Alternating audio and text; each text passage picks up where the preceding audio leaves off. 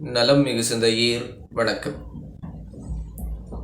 ஒரு ஊரிலே ஒரு ஏழை மனிதன் ஒரு சின்ன குடில் கட்டி தங்கியிருந்தார்.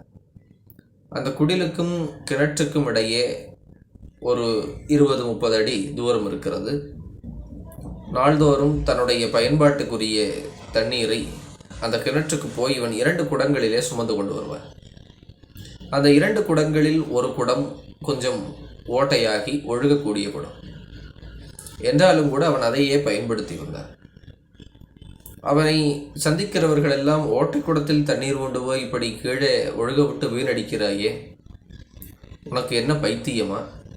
ஒன்று அந்த ஓட்டையை அடைத்து பயன்படுத்து, அல்லது வேறு குடத்தை வாங்கி கொள்ள வேண்டியதானே என்பது முதலாக பலவற்றையும் கேட்டார்.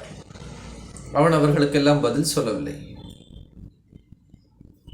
ஒரு 10 நடை நடக்கிறான் என்று சொன்னால் ஒரு நடையில் ஓட்டைக்குடம் இடது கையில் இருக்கும், ஒரு நடையில் ஓட்டைக்குடம் வலது கையில் இருக்கும்.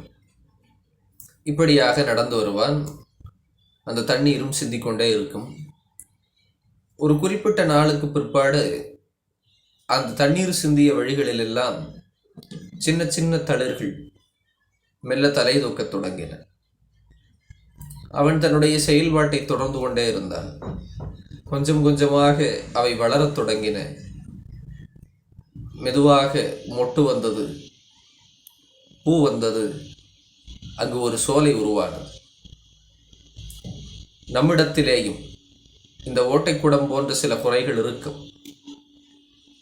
இந்த மனிதன் நமக்கு சொல்லிக் கொடுப்பது அதைத்தான்.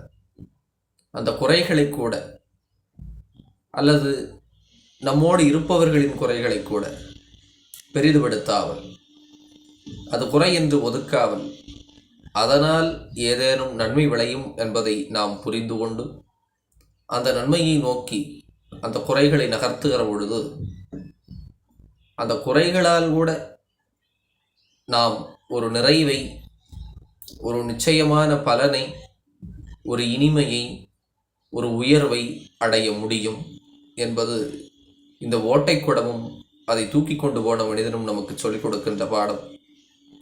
குறைகளை நிறைகளாக மாற்றுவதற்கு நிறைய வழிகள் இருக்கின்றன.